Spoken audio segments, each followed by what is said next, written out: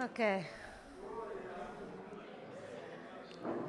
So, yes, comrades. Hello. We are at the end. We got to the last session of this Fishes People Tribunal, and it has been. I think it has been really good. But I mean, I hope it felt good for everyone. So we're going to move to closing remarks now. Closing remarks from the experts, and then we will hear from the jury, and then we will leave the last word to the coastal links and the inland fishers leaders.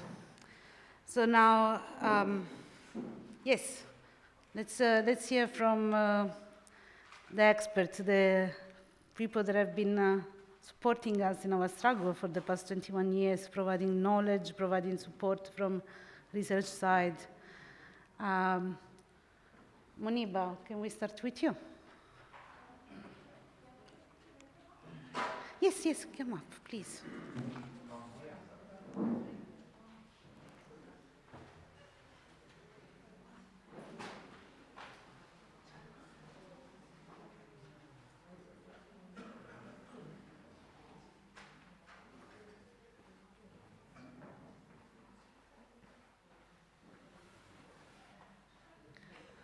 Thank you very much, Carmen. Thank you very much. It was a really honor. I was also here 21 years ago in the same hall.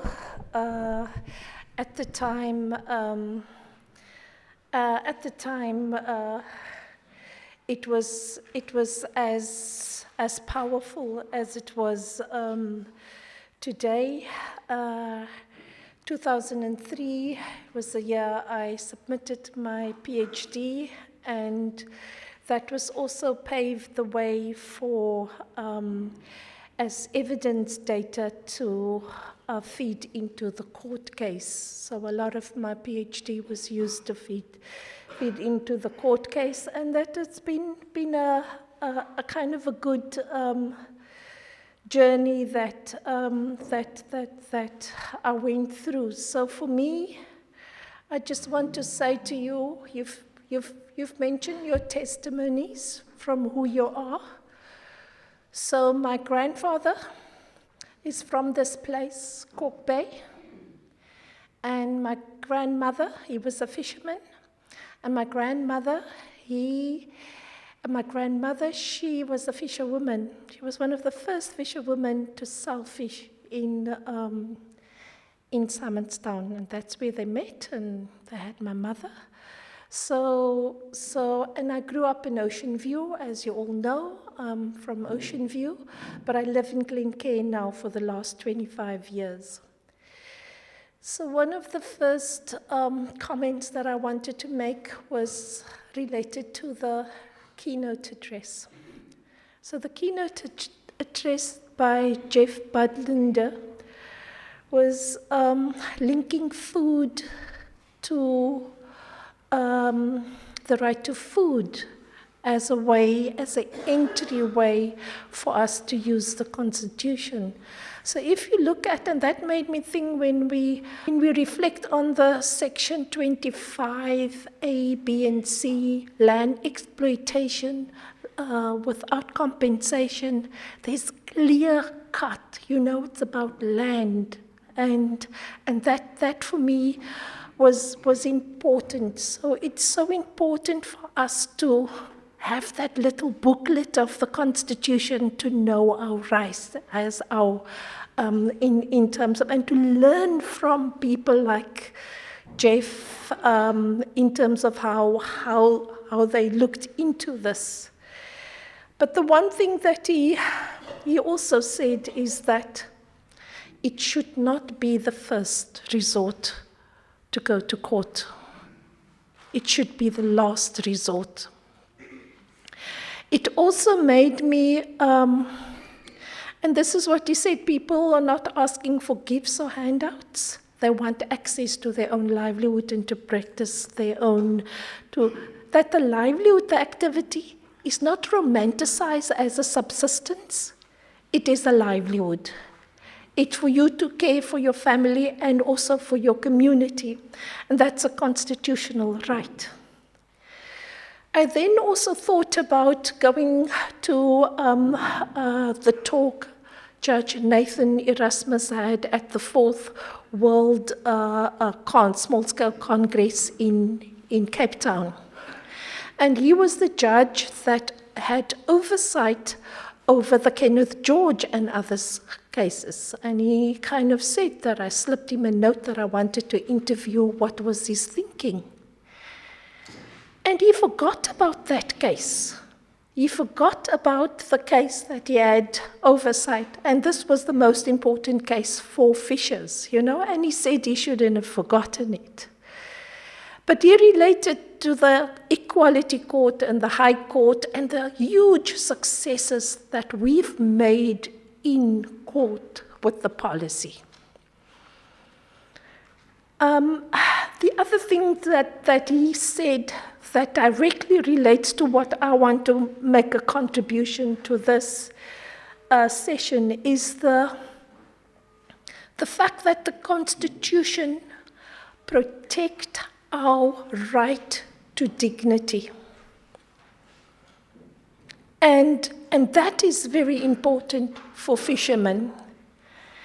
And all of these activities, and now I'm going to conservation, all of the violence, the criminalization, the closing of areas, the fact that you have to fish at night, the fact that you are thrown over so that the animals can target you. So these are all acts of dignity taking and breaking you down on a daily basis. So the Constitution protects your dignity, and I think a lot of your testimonies this week was about those dignity taking. Those little bits of taking your dignity. And this reminds me of where you base. You must remember that this was a fought for slavery. Our ancestors were slaves that were brought to Cape Town by colonialism. So dignity taking is also about colonialism, and apartheid were part of your dignity taking.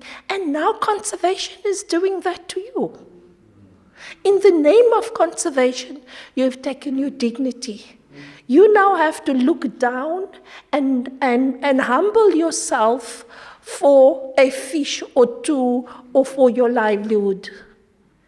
You now, as a woman, will have to kind of now find other ways to kind of sleep over at night in a scary place and strip yourself from your dignity. And you know what is the big thing for me in conservation? It is black on black violence. So now we can't say anymore that it is colonialism and it is apartheid. It is black on black violence. And as we work with conservation professionals, they say the trauma that they have to go through, they still have to live back in these communities, that they are being asked to shot at, So where does this come from? Whose agenda is this? Who's setting and who's financing this is very important. Now, what would be a key thing for me in terms of our path on the next to the conference is how do we restore our dignity? And what are the different acts of dignity restoration that we need to do? Conservation And decolonizing conservation, it's all about the land. It's a land grab, it's taking your land. You can through history, and that is why it's important. It doesn't start 21 years ago. It started with slavery. And if you ignore that history, and if you ignore that where you come from, you are not going to be fully prepared to find ways where you are going. So don't forget what they are doing in terms of dignity taking and what is the path for you to restore your dignity. The other point that I want to make is that I have been in so many meetings where you get to a point, commercialize or not commercialize, cooperative or no cooperative. And these are the kind of decisions that you are making. Is this movement or this organization or Coastal Links an organization that they're going to move towards commercialization? I don't think so. So it is finding strategies and alternatives and finding ways that is alternative to that commercialization. And what would that look like? And I think that that is important to know what you are fighting for.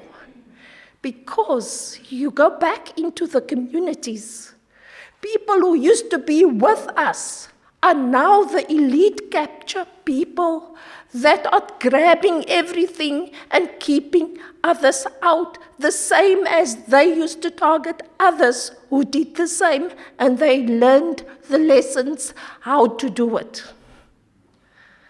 So we also need to challenge what is happening in the community and who's grabbing all the rights and who are gatekeepers of information. The ones that you pointed fingers have all pointed back at them.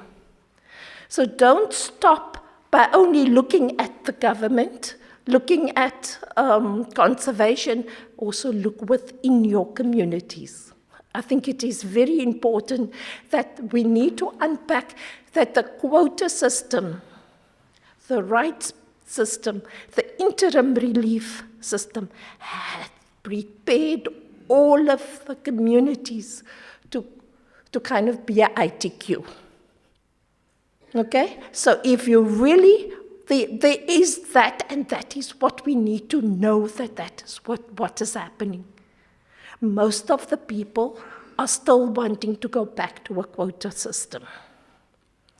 And they are there who enrich themselves through a quota system. And then you find the fishing companies that encourage a paper quota holder and sit on your back and receive all the money, while all of your testimonies was about your active right. I want to have access to have an active right to practice my livelihood, to practice my culture, to make the environment is my pharmacy. The environment gives me strength, it gives me well-being, it connects me with my ancestors. So I need to restore that dignity that was taken away from me. And those are very important acts that we need to do. I don't want to come up with a number of strategies, but I think I want to end there by saying dignity taking means that we need to go on a journey of how to restore our dignity. But I do want to say there's no word in any African language to translate conservation.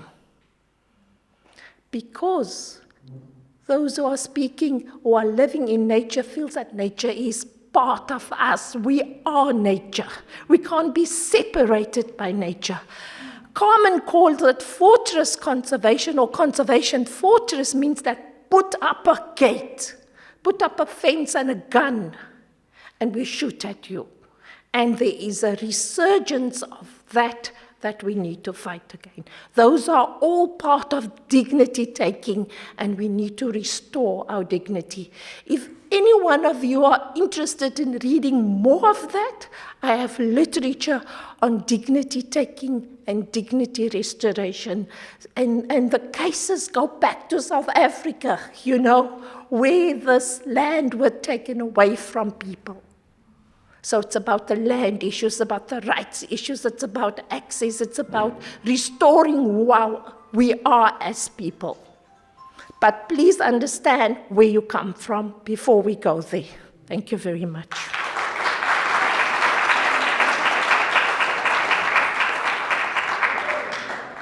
Thanks, Maniba. Merle, are you coming?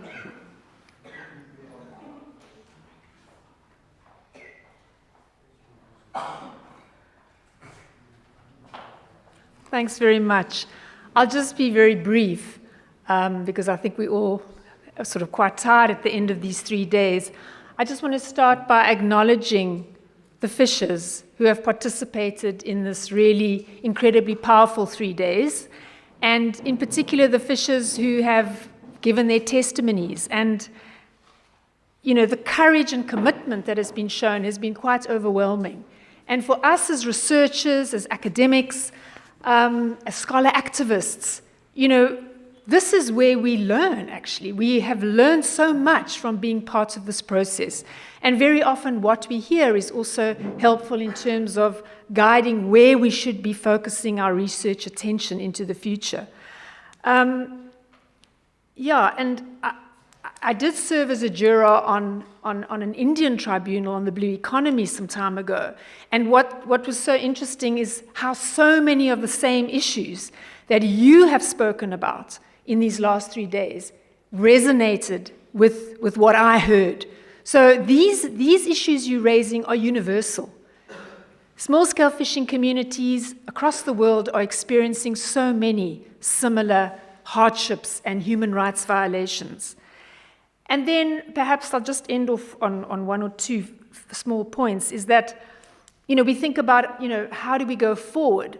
I think what we've heard a lot about is how the small-scale fisheries regulations have not served the people. They certainly don't reflect the spirit and the intention of the Small-Scale Fisheries Act. The Small-Scale Fisheries Policy. And certainly the Marine Living Resources Act does not provide that legal framework that ensures a fair, just, and sustainable fisheries management system for all in this country. How is it possible, for example, that there are about 14,000 recognized small-scale fisheries rights holders, but there are hundreds and thousands of recreational fishers, and yet the small-scale fishers are the ones who are subjected to such incredibly onerous and technocratic and harsh regulatory frameworks. Then there are other anomalies, like how is it that, on the one hand, the minister is supporting the development of oil and gas.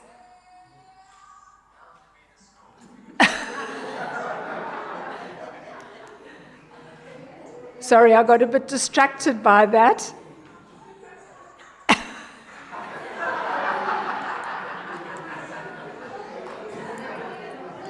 Yeah. So just on, another thing that to me is just so bizarre is that on the one hand, the Minister of Environment is supporting the oil and gas economic developments and mining on the coast, but in another breath, they're supporting the Paris Climate Change Agreement. How are we living with these incredible contradictions? And so, what do we do? What do we as a sector do? And I think, and it has been kind of said by different people in this forum, is that we really need to be bold, but we also need to be ready, so that when the Marine Living Resources Act comes up for revision, and that is going to happen, we have the facts at our fingertips. We have the evidence that we're ready to present to the minister, to the task team, or whatever forum takes us forward, who we are, where we fish, what our history is, have maps of our fishing areas, so that that we can claim the rights that are due to us. We've learned so much in the last 20 years, and that we're in a much better position to be bold and to articulate those rights. So I really think we need to be ready, with our evidence, with our arguments, and make a case for a more just and sustainable fisheries management system in South Africa. So thanks very much.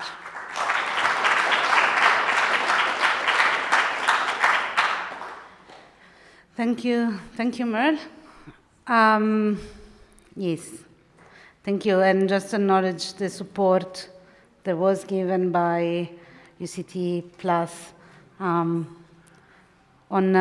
preparing these cases, but also especially the Legal Resources Center and Jackie. Thanks for your work. Let's move to the jury. Some final remarks, some final thoughts. Andy, you coming here? Okay, great.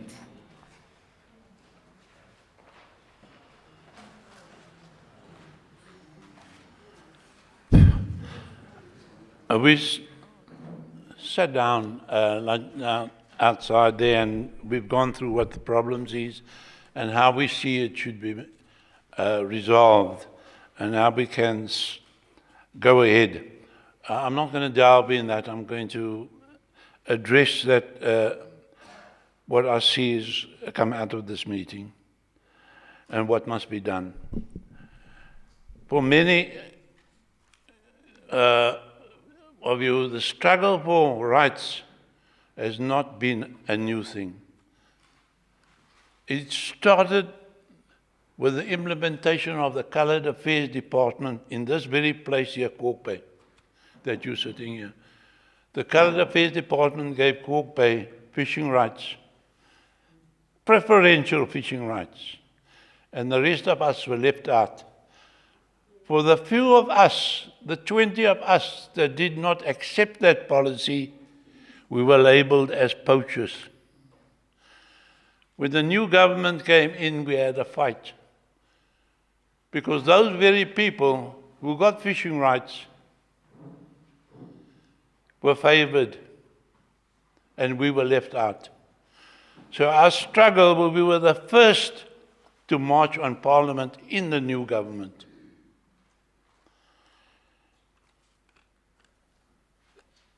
I've been to many international conferences, more than 40. We have struggled all along to try to bring a new policy that addresses all the people. We have not been successful. The new policy, along with Johnson and us for a whole year, after we held them hostage in Parliament, was a joke. We were betrayed. Why? Because those very people that you are talking to have fishing rights in big companies. So your struggle is going to be a very difficult struggle, let me tell you. What do you do? How do you do it? You think the court case is going to win it? We've been to court. 3 times we've been to court. And they've turned it around, and they have benefited. They are in the big companies. So there's where your struggle comes in. So you have challenges that is very, very difficult. It's not going to be easy. The problem is that government and their cronies, advisors, do not deal with the social, economic, and environmental needs of the poorer communities. You are a non-entity. They regard us as ignorant. We might be ignorant in the whole situation of university degrees and that, but we're not ignorant in catching fish. Our way of living is not an ignorant way of living. It's a way of survival and a way of good thinking and good family values. We have beliefs and behaviors and the way of life that is a very good way of life. We mustn't throw it away for capitalism and materialism. We find that corruption is winning, and justice is losing. And that is the fight you have. What do we want? We want to live in a just and caring society that is honest. We want a world and a country where the wishes of the deprived people come first. Where food security is more important than greed. Where society and social virtues and not self-interest is the highest social virtue. We have to fight for that. We can only achieve this through a strong commitment and a coordinated struggle through all of us together. We are very, very fragmented in our struggle. And unless all of us stand together, you will only win then. Your enemy is strong. Don't underestimate them.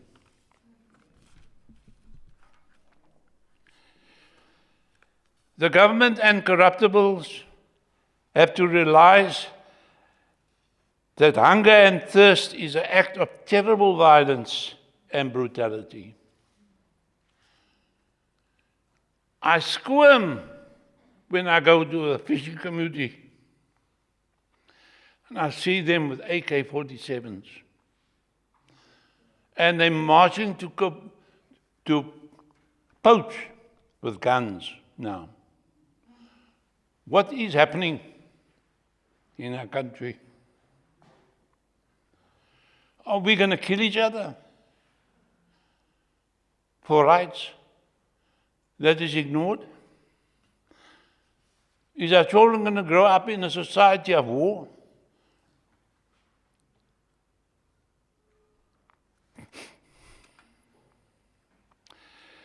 This country is responsible for what our well-being and for what we are or will be. Let us work together for a humane society, not just for fishing rights, but to change our values.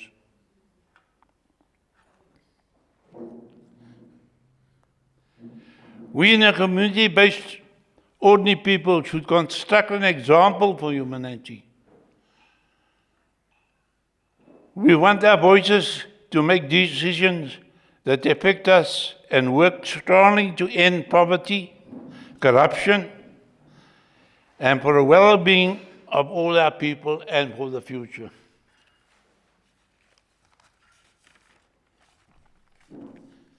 How do we win this battle? If our very people and our leaders and politicians who are supposed to help us take fishing rights for themselves. How many times have our group, our leaders, once offered money and fishing quotas turn against us? How many of you here will turn down a pocket of money and not care about it? Think about it. Think about our country.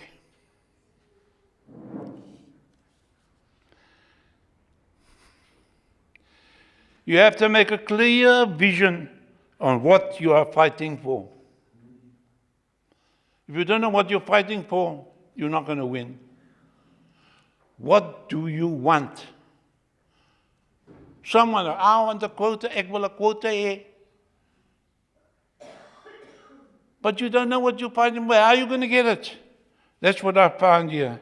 We need to be educated on what you want.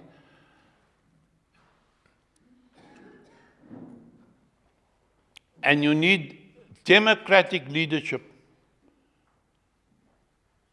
The leaders have to listen to the voice of the people and not go there to the meetings and look after themselves. How many of the leaders, they go there and get a quota first?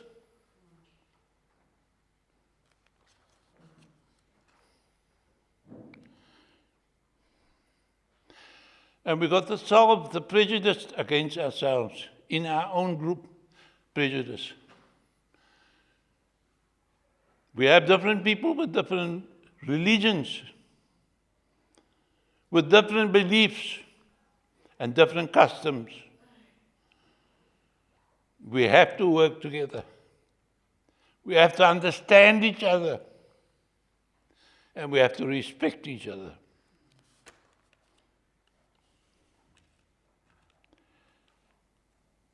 We've got to be aware of our history and where we come from and what our vision is. That's lacking. I see the pamphlet there. But you know where the struggle comes from? Nobody writes a struggle from where it started in 1942. How the colored affairs came into it, how people sold us out. You can't go forward if you don't know what the history is and how it worked. You need to be educated on that.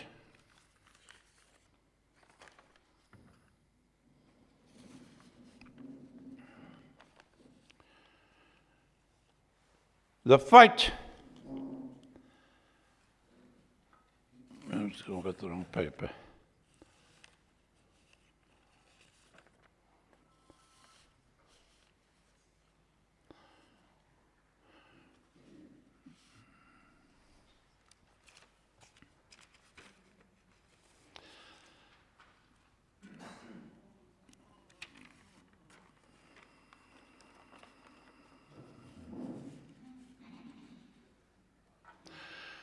We need affordable, sustainable food for all, and rather than profits for a few. Not a slogan that is okay because that was our slogan when we started. But it's not anymore. Things have changed. And I realize that here now. But time is running out. There will be nothing left in the ocean unless we all sit together and bring the groups here. Those that are stealing and those that are poaching will not join us, but we have to get them together. They were left out of the policy. When we went there, they listened to me, but they didn't implement or listen to the others. We have in our community gangsterism, now fishing rights. How do they get fishing rights? Because our very people owe them money from Chabins. And because some fishermen didn't get rights, they've joined the gangsters. Do we ignore that? No, we mustn't. We must look to them and try to educate them and bring them into our system if you want the system to work. That is something that is going to be a very difficult situation. And the poachers are going on the way they're going on. I'm talking now mainly the Western Cape. I'm not familiar with the Transkei, although I worked up there. But if we do not address them, we're going to fight for an empty plate of food. So the new policy has to look at that. We have to bring in a democratic way. Thank you.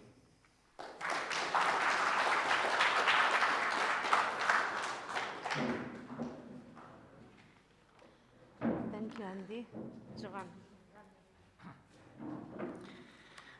As you can imagine, we have not prepared for the moment so-called conclusive documents. We have to work on that. We agreed on how to proceed. That would be a work which will be important for the next weeks or months. Here we are simply saying what is really the experience that the jury we had during these days. And I have from my side, and then somebody else will conclude this very important experience for us with the 3 points. The first point, since I am here representing, as you know, an organization which is called the Permanent People's Tribunal, which is interested and involved in many cases across the world, The first is really to give you all the best wishes, and on the other side, the idea that you are part of an important international network of people who are having struggles which are very different but very similar from the point of view of the urgency of the defense and the affirmation of human rights for your cause here for the fishers. The names of the other people are so many, just to mention some of them with whom we are working now in these months and further months, the people from the West Papua, down in Pacific, with a population of 4 million of indigenous people, including fishing people in inland. The others are the Kurds, who are on the other side in a region which is under the repression of so many of the big power, from Turkey to US to ISIS. Another one we are working with is very near to here. We are organizing something with the people, representative of the people of the Republic of Congo, and we are possibly having a tribunal with them. So I think that is important to know that you are part of a struggle which is transversal to the present situation, knowing that the difficulties are many, are very deep, but what we have to learn, and we have learned as a jury of tribunal, to listen to the differences which exist in the struggles for liberation and autonomy. Inside also your experience, you have many community, many experience, and the big challenge is, as has been said by my colleague, to understand that the more we and you are united means not to be equal in the sense of having the same idea, but to know that you are complementary to each other, but there is one struggle. The struggle for the autonomy of a people, the people of the fisher communities, must be together, because those who are against us have learned very, very much to be allies and to fight or to resist or to oppose again together.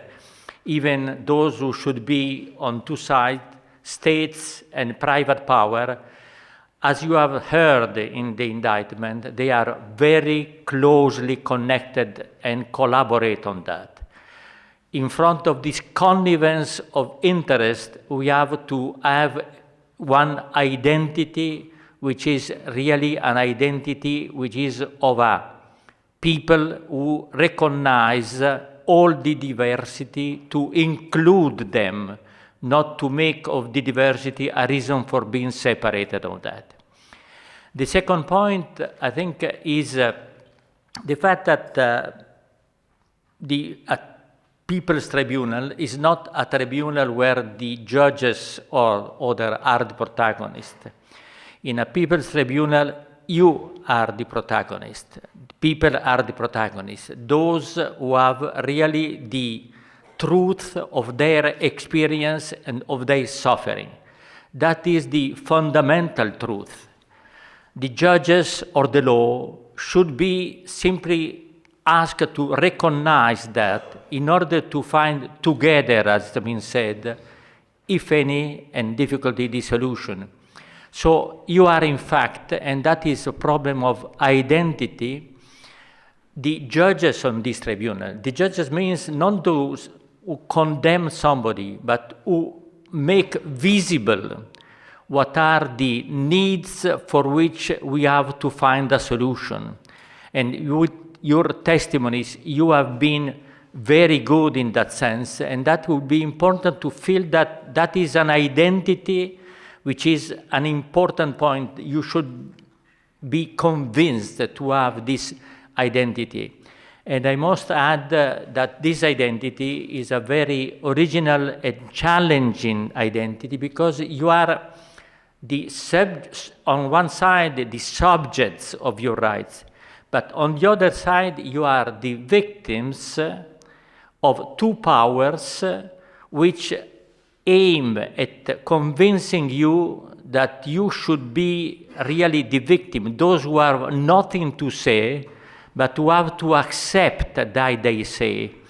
And the two powers are, on one side, the power which is becoming dominant in the world, even if officially there is not an official power, but it's the power of the economic power, the multinationals, which are now not only multinational, but they are so mixed with the national power, and who are running many times with also the corruption. And on the other side, the state, which everywhere in the world is confronted with a big challenge to be states should be depending only from the respect of the constitutional right. But the states have become more and more dependent from the economic power. And you are at the crossroad of these powers, because on one side you are, and the indictment was very clear, indicating those where really the respondent should be the respondent. On the other side, it's always respondent who are states on one side, government, ministry, whatever, ever. And on the other side, names of different multinationals. This morning we had the mining front, which is one of the most powerful, but then we had other which are belonging to the supply chain of food and fishing, which is very important. So to be conscious that you are at this very difficult crossroad means that you are obliged, but invited, but to be conscious of not having an easy struggle. You know very well that.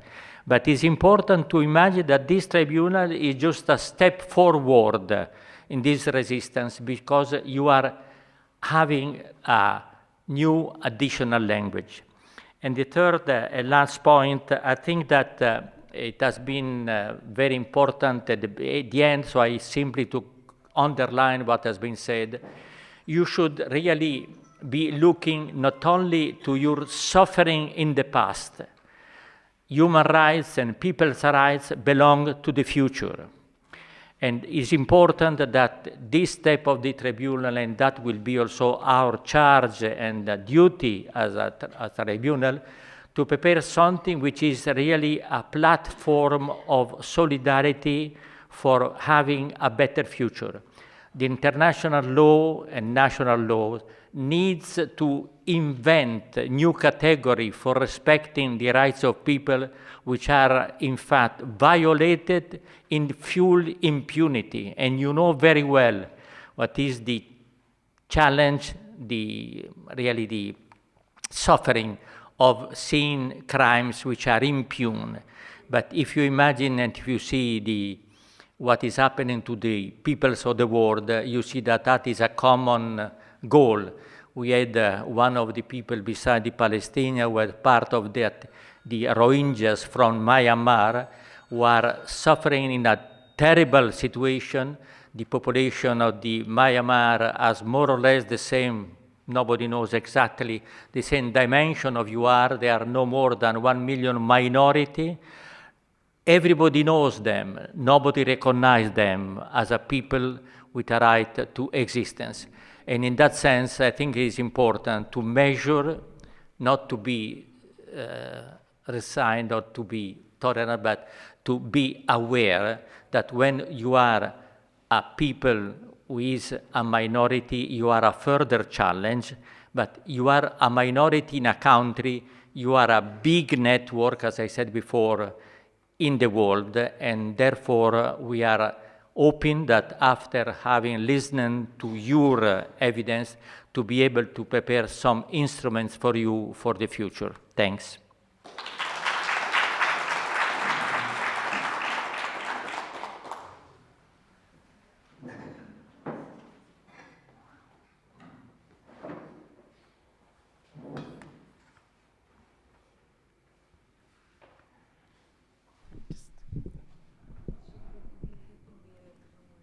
Thank you. So, thank you to everyone for the opportunity to be here to listen and learn from you. It's been very moving. Thank you for sharing your testimonies with us. The Fisher Peoples Tribunals are a movement produced by Fisher Peoples. It is a wave of solidarity that came to South Africa and is moving around the world. So I'm excited to see where it takes us. The People's Movement in Brazil during the Water People's Permanent Tribunal in 2022 framed the expansion of the capitalist economy in oceans and in waters as a politics of death, a way of killing Black and indigenous peoples, killing their traditional knowledge, killing nature. The criminalization of traditional ways of living in the name of profit and greed is a politics of death. The big question that we have been asking, and fishers around the world have been asking, is who is benefiting from this? Who is funding this violence? Who are the governments working for? And how can we strategize and mobilize locally, nationally, internationally to stop the grabbers and hold them accountable? How can we work together to restore and heal? We have heard that litigation helps, but it's not enough. The state is not fulfilling its duty of care and protecting the constitutional rights of fisher peoples, which include the right to live, to work, to dignity, to a healthy environment, to free, prior, and informed consent. Real access to justice means stopping a politics of death. The courage and solidarity of the traditional fisher peoples in South Africa is a source of life. Every testimony that we heard acknowledged that fishing is a tradition that you have learned from your parents. It is an art, it is a way of living, it is nature. Women are central to the reproduction of life. However, the uneven impacts on women and children are devastating. In this context, continuing traditional fishing is an act of resistance. You're all resistant. We need to think about the alternatives from below, imagining and envisioning life along the coast where traditional fishing communities can flourish. Alternatives that come from you. You are the traditional custodians of the oceans and inland waters. We need to listen and learn from you. Fishing communities and the diverse groups and traditional knowledge should be central in the governance of oceans and inland waters. A governance that should grant access, control, autonomy, and sovereignty to fishing communities over their traditional territories. Continuing to reproduce life, to educate children with traditional knowledge in the ocean, in the rivers, wherever the territories of fishing communities are. Healing with the ocean, coming together to care for each other is a source of life, central for the protection and to the reproduction of biodiversity. We cannot think about conservation without people. In building power from below, as mentioned before, it is key to work on strengthening and expanding the networks of solidarity within the movement in South Africa and below. Fisher struggles are women's struggles, peasant struggles, workers' struggles, Black movement struggles, student struggles, climate justice struggles. It is the global struggle to defend life on Earth from capitalist expansion and elite corporate caption. More power to you, more power to the people. Thank you.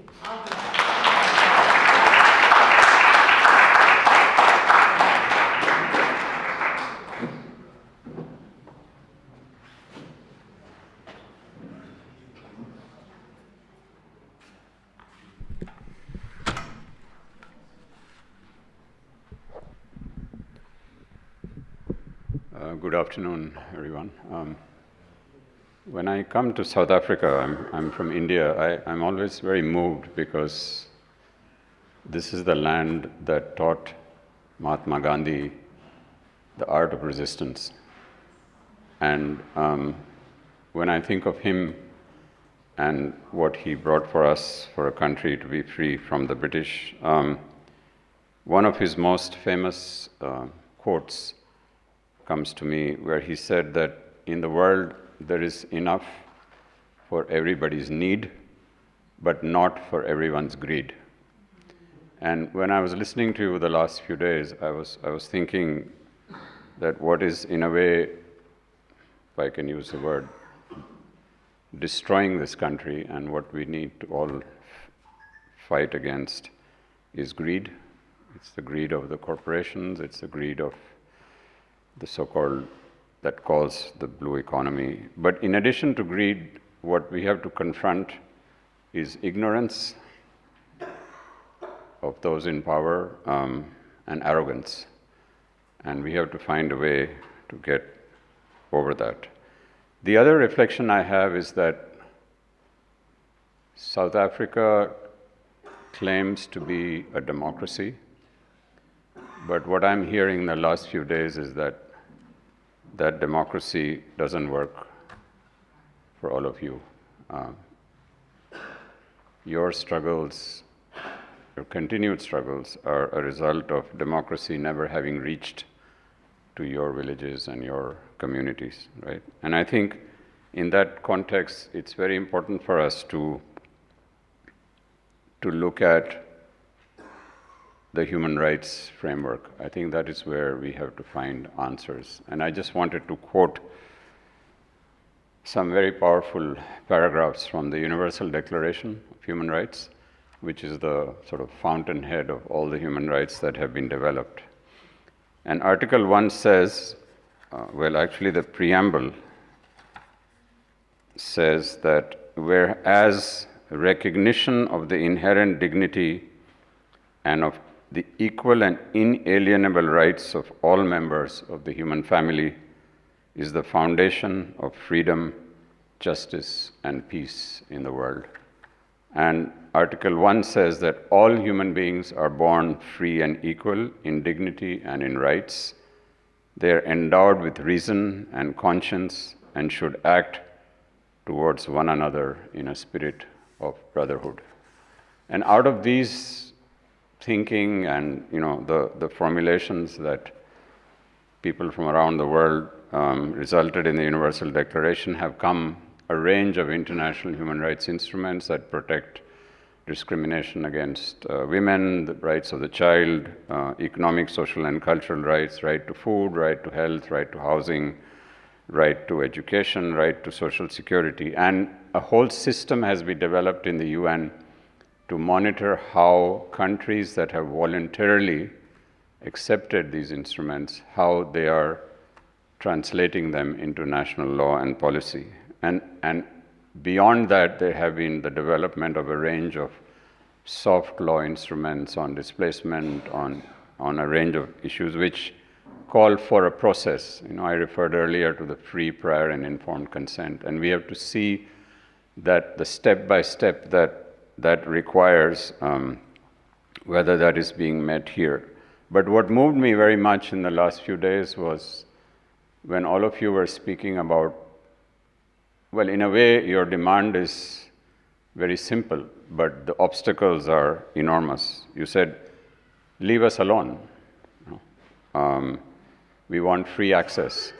So in a sense, your fight is on the right to self-determination and to be able to design your own present and design your own future. And I think that there are many avenues of access to the UN independent bodies that can help you in achieving those goals. And we will be working on that with all of you here. And finally, I am very moved by, I always have been, but for me here, it was very moving to actually hear real life experiences of the very powerful principle of Ubuntu, when you were all speaking about healing and spirituality. And I think that beyond the sort of technical issues, this concept, the preservation of that concept, must also find a way in the policy in South Africa that governs the rights of fishers. And it's not only about today, but it's also about the future generations. And I think I want to just tell you, and this is something some of the other jury members have, that you must realize that your struggle is part of a global struggle. So whatever you achieve here is going to mean a lot for people around the world. And I think the resistance that you are already putting up, even by coming here, by giving your testimony, even though you are in very difficult circumstances, is for me very inspiring. And it's these kinds of meetings that keep me going and keep up hope in the work that I do. So I want to thank you very much for letting me be part of this tribunal. Thank you.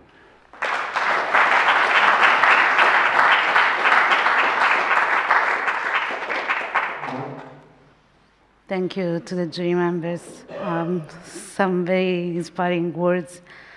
We are so grateful that you made the time, made the way, and came to hear from the fishers and help us think about the future and how do we fight this politics of death with calls for life. Yes. I love that. So this Fishers People Tribunal is coming to an end, and I think it's only fitting that we give the ending remarks to the fishers. And so I want to call on Andre, Walter, Zindiso, Mr. Mbambo, and Zodwa to come and give the final remarks as we close these hearings.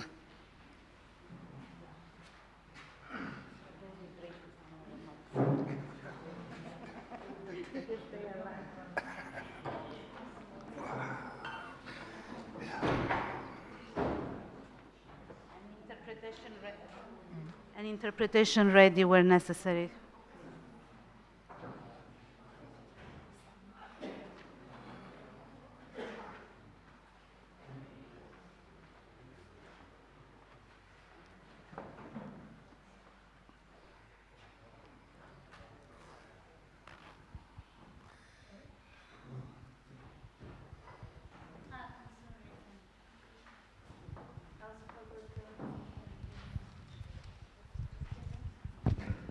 Yeah, let me start by saying that, I'm very thankful for the opportunity to can be part of this process. I had the privilege to be part of another one in the early 2000 in PE, where landless people also come and give testimonies of the land issue. There's a lot that has been said, but what kind of pleased me is that I can take home is that with me is that we achieved something in a sense that we had now, or we have since 2007,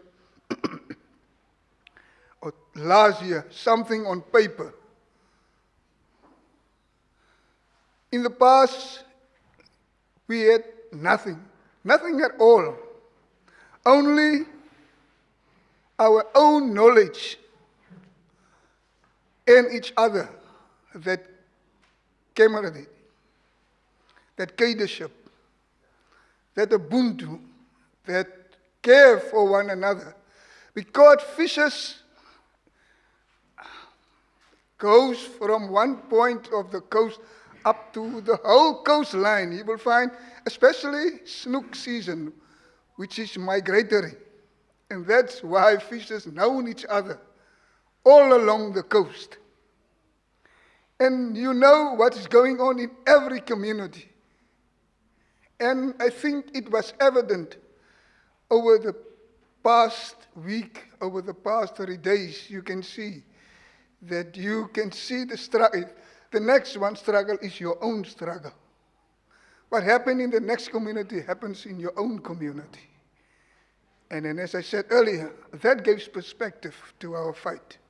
That shows what we feel and how we can go about that. So what's the way forward then? First thing,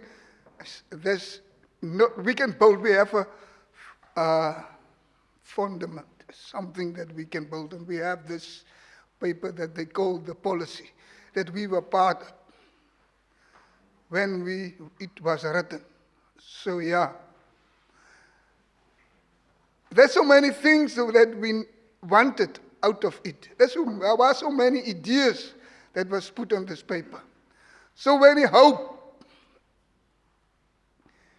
But still you come and see after 5 years, when it was implemented in 2016 and in 24, here come a fisher that was being shot, that was being criminalized, that was insulted.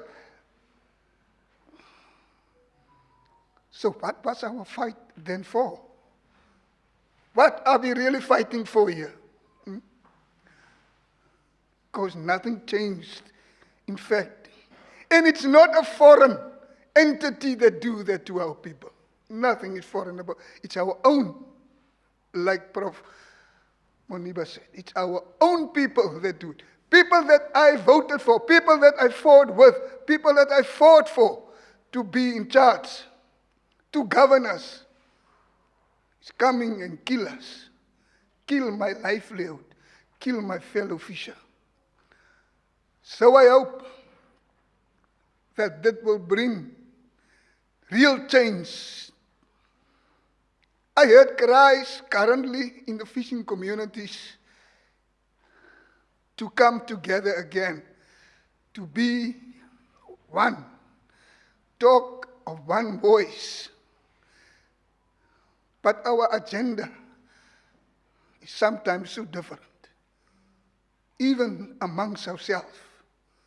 We don't want the same thing because we come out of different backgrounds.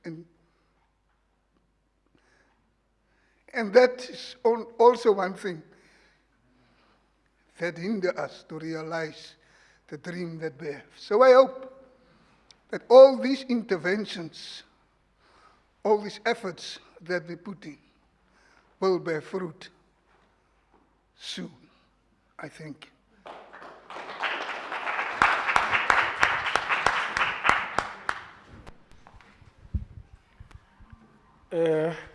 Nginibingelele igama lami nguNehemia wakanyawo isibongo umdobi waseJozini.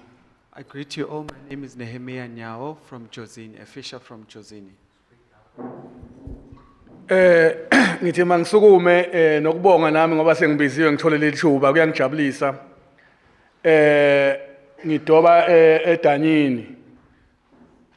I thank you very much for giving me this opportunity to offer a word of thanks. I'm a fisher who fishes in a dam. Empeleni okungijabulisayo ukuthi kukuningi engikufundayo. Thina njengamadobi abancane abadoba eDanyini laseJozini. Sinenkinga ezifanayo nabadobi asebona sebabakhulu kunathi. What I'm happy about is that we have a lot of things that we've been learning over these past 3 days. Us as fishers, inland fishers, are learning a lot from the fishers who are more exposed and are fishing on lakes and the ocean. Okuyoba intokozo enkulu kithi njengabadobi abadobe emadanyeni ukuthi uma ngabe sekuthiwa lemthetho eshayayo bakunika amandla bathi hamba udoba kodwa bangakuvumeli ukuthi ungene ikwazi ukuthi ngathi ingaphela sikwazi nokuyiqonda kahle thina abadoba semadanyeni. It would make us very happy as inland fishers that when these policies and these laws come into place, that will actually allow us to go and fish in places that we want to. It would make us very happy to be able to have policies and laws that allow us to practice our livelihoods. Okunye ukuthi uma ngabe uhulumeni noma labo bantu abashaya lo mthetho kungangijabulisa ukuthi bafike kithi bazokhulumisana nathi ukuthi ingabe kuphi thine esikwaziyo nesingakwazi mayelana nokudoba. It would make us very happy if the government and people who actually are policy makers come to us and consult us about what we know about the work we do. Lokho ngisho ngoba kuko kwaba khona kithi njengaseDanyini laseJozini bafike bazothatha izithombe zofish esiubambile bathatha izithombe bese aqhamuka azonika umnyango noma uhulumeni amkhombise lezo thombe lezo ke thina singazi bathi thina simosha ufish thina asazi ngalezo thombe sisuke sesibalekile siushila ufish ngoba sibalekela bona masibaleka basale bawushutha ufish abasavezi kahle ukuthi ufish kade ngeke sikwazi sibamba ufish siphinde siwulahle. So they actually never come to ask us what are the sustainable ways in which we use the nature. They never come to consult us in making these laws on how is it that we actually ensure the sustainability of nature. He makes an example that they actually came at some point to Jozini where usually fishes and took pictures of the fish that they get from the lake. And that they used to incriminate them as time went to say that they are actually depleting the fish population. And bese ngibuya egameni labantu besifazane sinabo kwinhlangano yethu esinayo kodwa ngendlela ukuthi vele sambe ebusuku bagcine bangakwazi bona ukuthi ingxenye nabo yabadubi bagcine sengathi sebacwasekile ukuthi bona abasesiyona ingxenye yabadubi lokho kusinika inkinga ngoba kuthiwa sonke asilingane njengabadubi basejozini sakhele ngaphansi kwamakhosi amathathu okuyinkosi unyawo umnyeni nenkosi ugumbi. On back to the issue concerning women, the problem we face is that when we go to fish, we usually go at night. And women they are unable to go with us at night because of issues of safety. But we also face the challenge that we also have to be seen as unified and working together because we are one people who are in the same sort of village with 3 different kings as well. Ngithi sengivala nje ngoba sengishawa isikhathi vele shonile ngithi sengivala nje ngiyacela ukuthi uhulumeni ayibheke lento ukuthi kwesinye isikhathi njengoba nathi singabahlali and siyavota ayeke ukuthi mazoshaya athi umthetho uzophaswa ngesikhathi sokuthi adlulise isikhathi ubonako bese kushintshe icabinet yakhe ngiyacela kube sokushintsha icabinet yakhe azikahle ukuthi bazobe sebangasekho labantu kade sikhuluma nabo bese sokungabanye abantu aphinda adlulise isikhathi eside emva kweminyaka o5 bese azothi lo mthetho uzophasa nini umthetho ngicela ukuthi nje ayiqaphele kakhulu umthetho wakhe awube isikhathi esincane ukuthi maku isikhathi lesi kube isikhathi lesi ungazi ukuthatha eminyaka o5 umthetho ungakaphasiswa ngiyabonga. What his last remarks is that he wants to communicate to government that the government should not take time in passing laws and passing regulations, because what he often says he sees is that government usually starts processes of passing laws and the new administrations comes and then they start processes again catching up from the previous government, which ends up having sort of a detriment to their livelihood and their voices not actually being captured in policies that are passed by the government.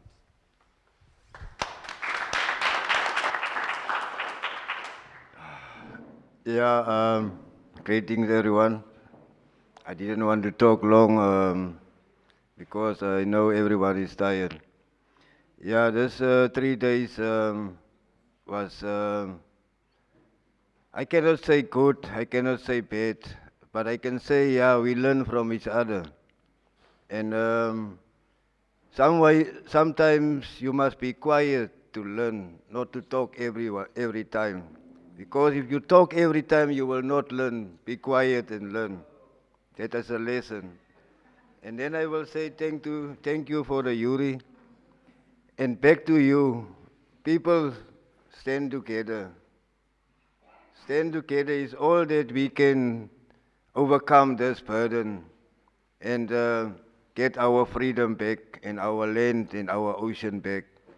And then I will say, thank you for the 3 days that you can be part of. We can be part from the Northern Cape of this gathering here.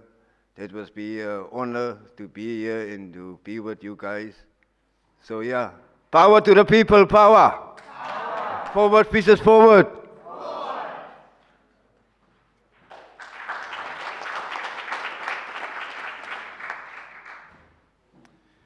Mandithathe lithuba ndibulise kwisikhokhelo sonke esilapha abaququzeleli balomhlangano.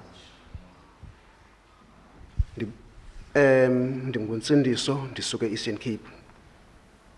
Ndime egameni le Eastern Cape Coastal Links ndizothi enkosi ngoba nisithena simema kulomhlangano.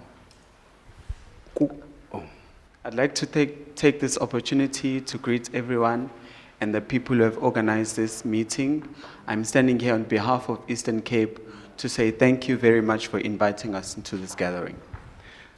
Sibulele kakhulu ke nakwijury kunye nathi apha ethembeni lokuthi njengoba kwinto yonke ethe yathethwa apha uzawuba khona umphumela kuba ilizwe sifumana kwiminyaka edlulileyo sifumanisa uba ilizwe lethu eSouth Africa alivakali.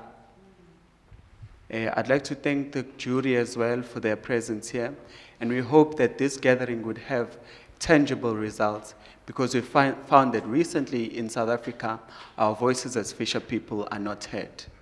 Mandibulele enkosi. Thank you.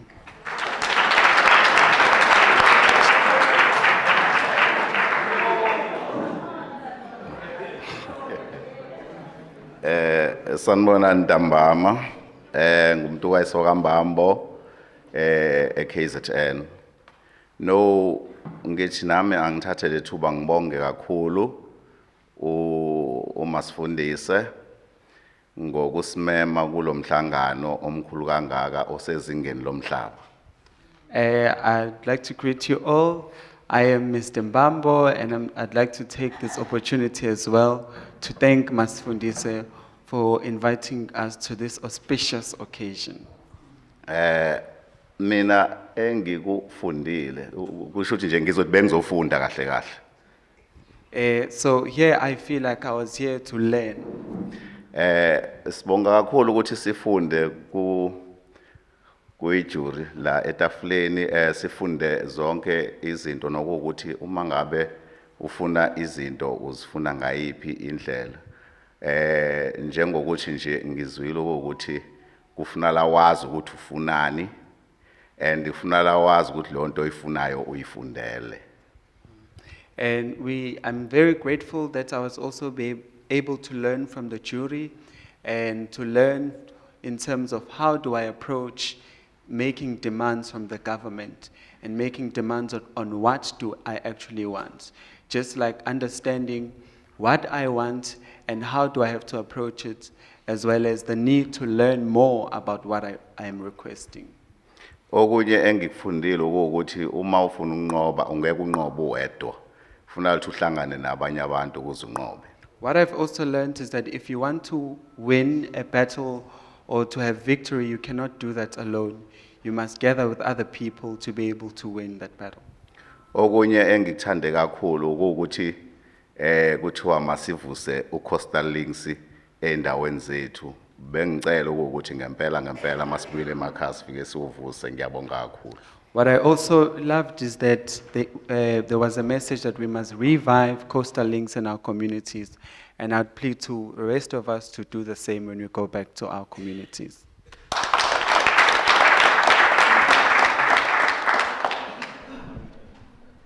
Ndinibulise nonke, ndinguzodwa Shoco, ndisuka e-Eastern Cape and our Coastal Link. Egameni lomama be-Coastal Link, ndizakwenza umbulelo. I'd like to greet you all. I'm Luzota Coco. I'm from Shoco. I'm from the Eastern Cape Coastal Link. In the name of women, I'm standing here on behalf of women to give my vote of thanks. Okokuqala ndibulele kuMasifundise ngokuba ayenze lo mhlangano ube yimpumelelo. I'd like to first thank Masifundise for organizing this tribunal to be a success. Okwesibini ndibulele kwi-juries ezilapha.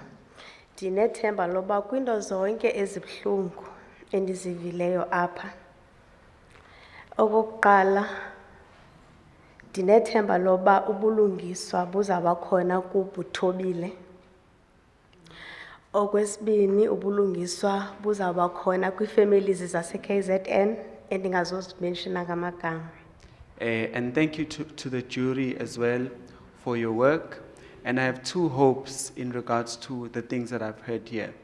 I have hope that there would be justice for Brother Tobile, as well as the families from KZN who I will not mention by name.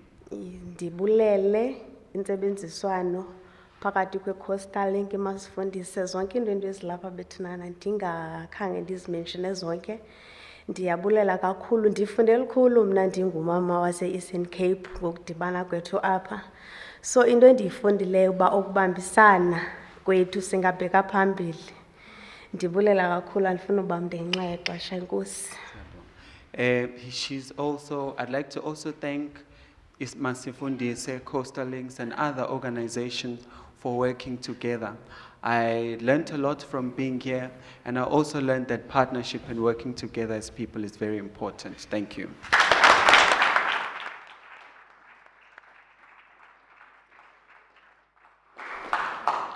Comrades, it's done. So the last thing I have to say, the Fishes People Tribunal hearing is officially closed. Thank you very much to all of you, and let's give it an applause.